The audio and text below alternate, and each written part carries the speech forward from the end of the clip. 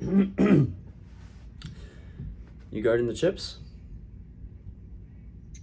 No, no. Well, then you're being incredibly difficult. Please, help yourself. Hey, where are you going? I'm trying to listen to the music. Janis Joplin and Big Brother and the Holding Company. A minus singer, C plus band, far less innovative than the Kinks. You know, you have one hell of an inferiority complex. I do? Sure, I have no right to call you difficult. I mean, don't you have respect for human dignity? I mean, you are a liberal, or else you wouldn't be here. I came with a friend. You came to Manchester, New Hampshire in a blizzard to knock on doors for Eugene McCarthy because of a friend? Why the hell you didn't just go skiing or something? I don't ski. B plus texture, C minus crunch. You go to one of those sister schools? How did you know? You're all concerned citizens. I told you I came because of a friend. That is bullshit. I mean, come on, be real. Look at you. You're neat and clean for Eugene. You think that if you go knock on doors, ring bells, that this sucker's going to become president and that we're all going to be good people, wars in countries you've never heard of are going to end, and we're all going to have enough money to put food on the table and send our daughters to Vassar? I mean, like I said, neat and clean for Eugene. Would you excuse me? Oh, well, it was lovely chatting with me. It was a pleasure. What's your name? Susan. Okay. Susan. Susan Johnston. See you. Hey. Susan Johnston, wouldn't you like to know who I am?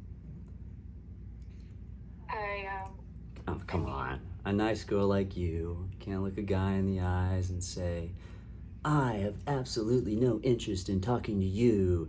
You are incredibly stubborn and difficult, and your looks are B minus. Why do you grade everything? I used to be a very good student.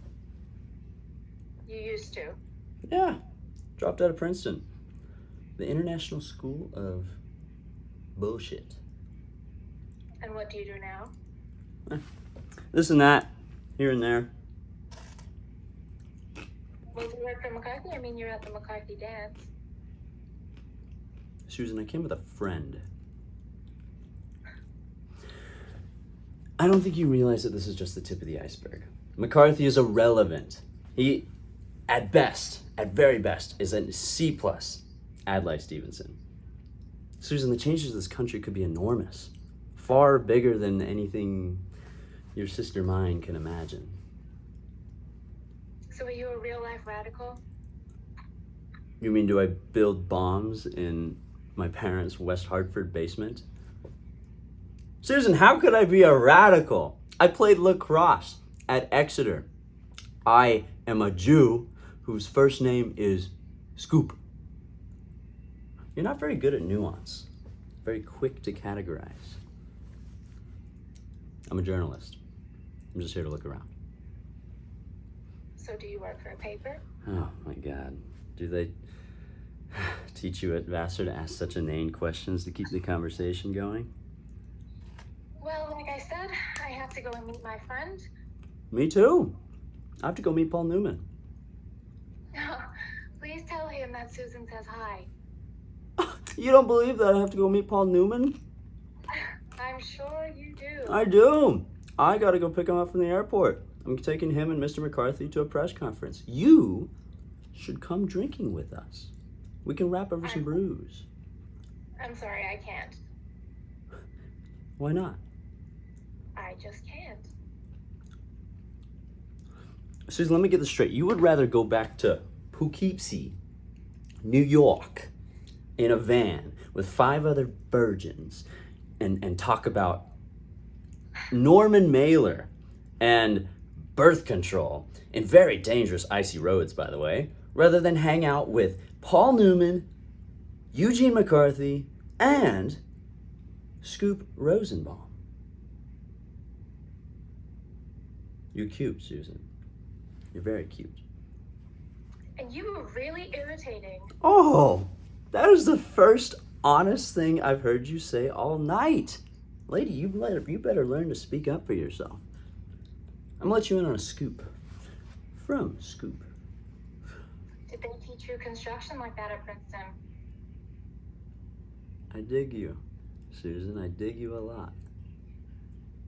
Can we say like instead of dig? I mean, while I am standing up for myself. I like you, Susan. You're prissy, but I like you a lot. Well, I don't know if I like you. Why should you?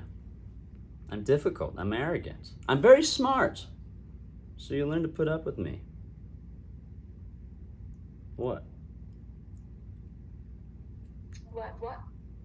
You're thinking something.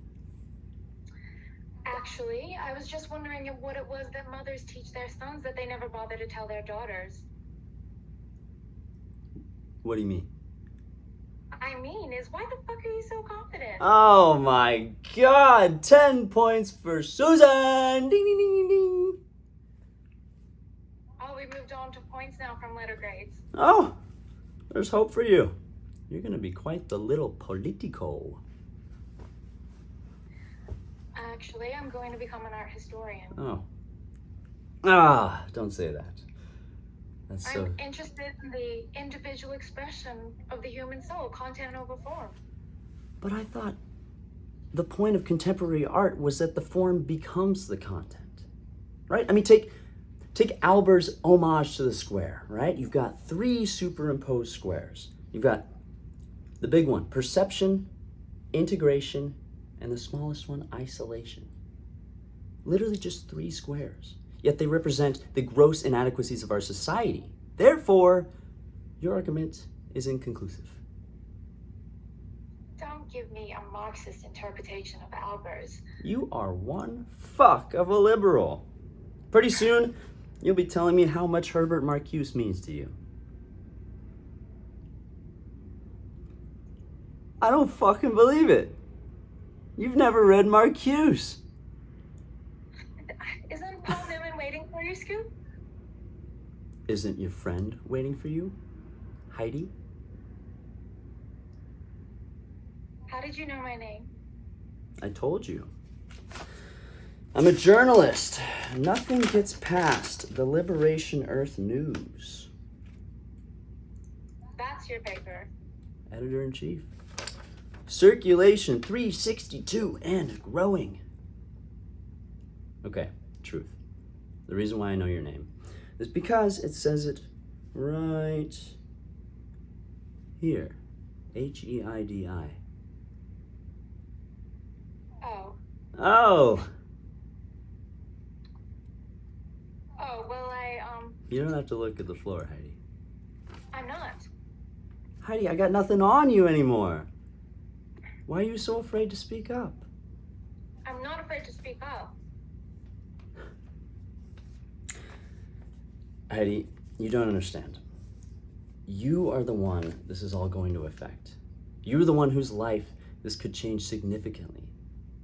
You are a serious person. And I respect that. And you are the unfortunate contradiction in terms, a good, serious person. And I truthfully envy that of you. Thank you. I guess. Yeah. You're going to be one of those believers that never quite understood that it was all just a phase. One of those, the Trotskyite in Lenin's New Economic Policy, a worshiper of the fallen images of Christian Judea. And you? And me? I'm just here to look Oh. around. What if you get left behind? You mean if, after all the politics, you girls decide to go hog wild, start demanding equal rights, equal pay, equal orgasms?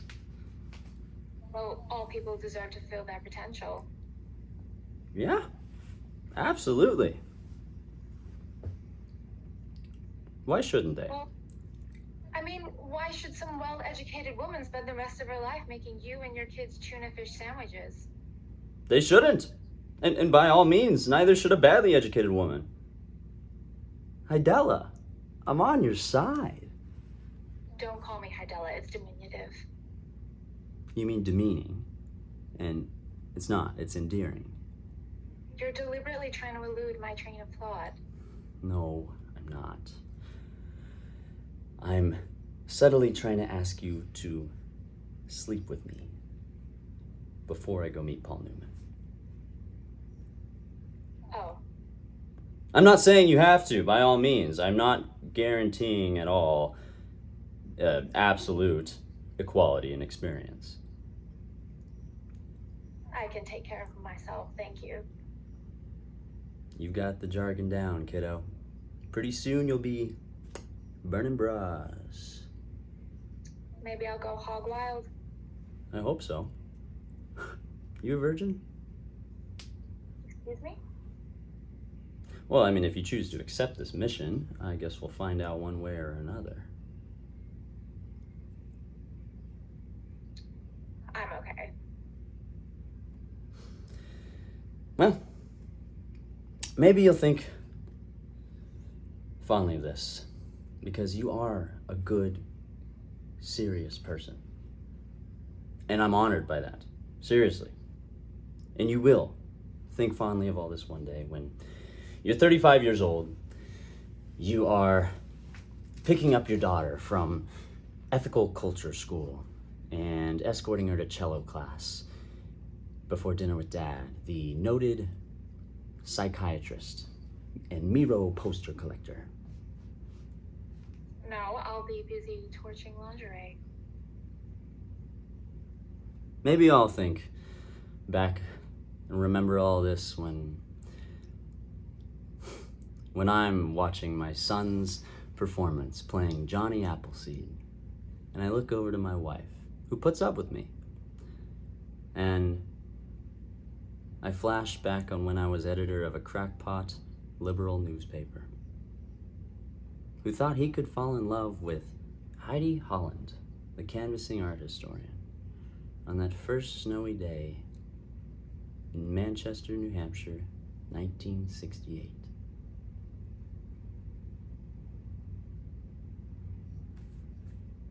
Are you guarding the chips?